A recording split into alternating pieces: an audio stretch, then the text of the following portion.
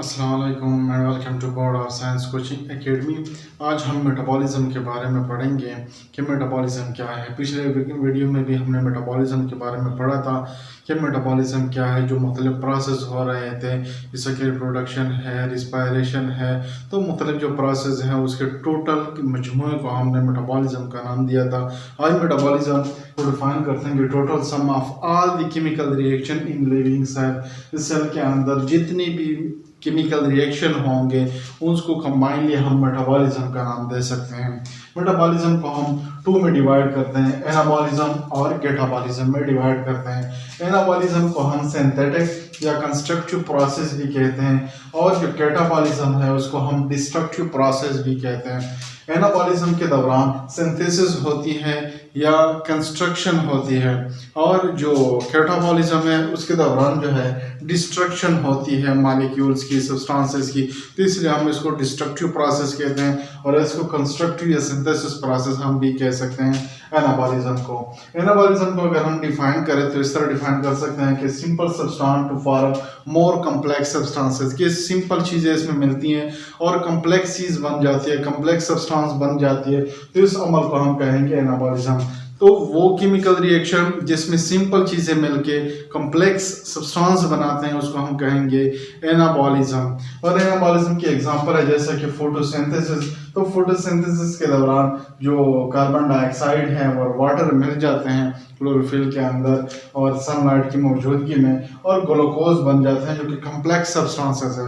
तो सिंपल चीज़ें मिलके कम्प्लेक्स चीज़ बन गई है तो इसको हम कहेंगे एनाबॉलिक प्रोसेस, हम इसको एनाबॉलिज्म कहते हैं। और यहाँ पे सिंथेसिस हो गई है या कंस्ट्रक्शन हो गई है कम्प्लेक्स सब्सटेंस की, तो हम इस अमल को कहेंगे एनाबॉलिज्म।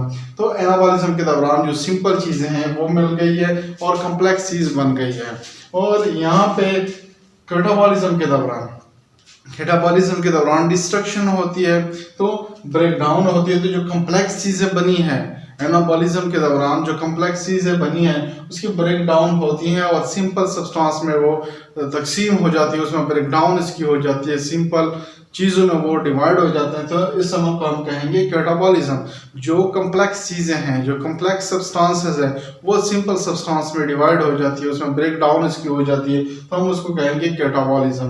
और कैटाबॉलिज्म के को हम अगर एग्जांपल दें तो रिस्पायरेशन जो है ये कैटाबॉलिज्म की एग्जांपल है, जिसमें ग्लूकोज जो कि एक कम्प्लेक्स मॉलिक्यूल बना है एनाबॉलिज्म के दौरान उसकी ऑक्सीडेशन हो जाती है और ये कम्प्लेक्स सब्सटेंस जो है ये सिंपल जैसा कि कार्बन डाइऑक्साइड, वाटर, उसमें डिवाइड हो जाती है, ब्रेक डाउन इसकी हो जाती है। तो सिंपल चीज़ें यहाँ पे बनी है, कम्प्लेक्स सब्सटेंसेस सिंपल चीज़ें बनी है, कम्प्लेक्स है और ये यहाँ पे सिंपल चीज़ें बनी है तो इसको हम कहेंगे कैटाबॉलिज्म।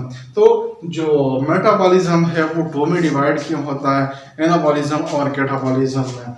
नेक्स्ट बढ़ते हैं एंजाइम की तरफ। एंजाइम जो है कल भी हमने डिफाइन किया था और एंजाइम को हम बायोलॉजिकल कैटलिस्ट भी कहते हैं, बायोलॉजिकल कैटलिस्ट भी कहते हैं हम। एंजाइम का जो टर्म है वो सबसे पहले 1878 में कोहने ने ये टर्म एंजाइम इस्तेमाल किया था और इसकी डिस्कवरी कुछ यूं हुई थी कि एक साइंटिस्ट था बुचनर ने ईस्ट के एक्सट्रैक्ट को इस्तेमाल किया, ग्रेप्स जूस में उसको वो मिलाया और उसकी फर्मेंटेशन हो गई। तो जो ईस्ट एक्सट्रैक्ट था जो ग्रेप्स जूस में डाला था और वहाँ पे फर्मेंटेशन हो गई। तो बुचनर ने ये कहा कि जो ईस्ट का एक्सट्रैक्ट इस्तेमाल किया था उन्होंने उसमें एक्टिव सब्सटेंसेस मौजूद थे, इसलिए उसकी फर्मेंटेशन हो गई। जो ग्रेप्स के जूस थे उसकी फर्मेंटेशन इसलिए हो गई कि जो ईस्ट एक्सट्रैक्ट के अंदर एक्टिव सब्सटेंसेस मौजूद थे और उसी एक्टिव सब्सटेंसेस को उन्होंने जाइमेस का नाम दिया बुचनर ने।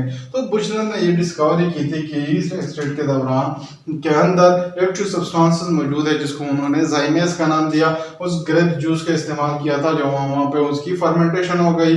तो सबसे पहला जो एंजाइम जो आइसोलेट हुआ था क्रिस्टलाइन, प्योर क्रिस्टलाइन फॉर्म में, वो यूरिएज एंजाइम था जो फर्स्ट आइसोलेट क्यों हुआ था क्रिस्टलाइन फॉर्म में। जो एंजाइम वो यूरिएज एंजाइम है और एंजाइम का काम यह है कि एंजाइम सबस्ट्रेट मिल जाते हैं, फिर एंजाइम सबस्ट्रेट कॉम्प्लेक्स बन जाता है और फिर प्रोडक्ट और इंजाइम बन जाते हैं। मतलब इंजाइम इस्तेमाल नहीं होता, सिर्फ एक्टिवेशन एनर्जी उसकी लो कर देता है और रिएक्शन को स्पीड अप कर देता है। जैसे कि यहाँ पे इंजाइम है, ई फॉर इंजाइम है, इज फॉर सबस्ट्रेट। तो सबस्ट्रेट और इंजाइम आपस में मिलकर इंजाइम सबस्ट्रेट कॉम्प्लेक्स बनाते हैं और लास्ट में प्रोडक्ट और इंजाइम जो है वो बन जाते हैं। तो सबस्ट्रेट जो है वो कन्वर्ट हो जाता है, वो चेंज होता है प्रोडक्ट में। तो ये इंजाइम का काम है और इस किस्म का रिएक्शन होता है कि पहले इंजाइम और सबस्ट्रेट मिलेंगे, फिर इंजाइम और सबस्ट्रेट कॉम्प्लेक्स बनेगा और फिर प्रोडक्ट और इंजाइम बनेंगे। तो टिपिकल जो स्पीड है इंजाइम का, जो टिपिकल स्पीड है, क्योंकि ये स्पीड अप करता है केमिकल रिएक्शन को जो लिविंग ऑर्गेनिज्म के अंदर जो मौजूद है। तो 1000 जो सबस्ट्रेट है उसको पर सेकंड ये कन्वर्ट करता है प्रोडक्ट में। तो मतलब यहाँ पे जो 1000 अगर सबस्ट्रेट हो तो एंजाइम 1 सेकंड में ये कन्वर्ट करता है प्रोडक्ट को। तो ये टिपिकल स्पीड है।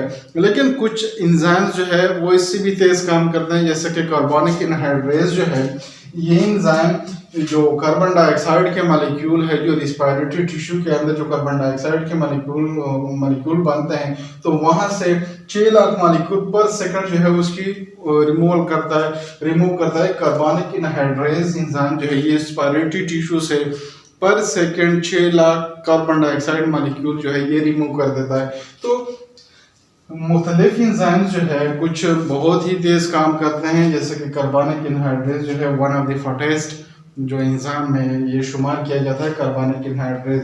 लेकिन टिपिकल स्पीड जो है ये 1000 सबस्ट्रेट पर सेकंड को प्रोडक्ट में कन्वर्ट करता है। तो ये कुछ इंफॉर्मेशन थी मेटाबॉलिज्म के हवाले से और एंजाइम्स के हवाले से। उम्मीद है आप लोगों को समझ आ गई होगी। कोई क्वेश्चन हो तो कमेंट सेक्शन में पूछ सकते हैं। Thank you.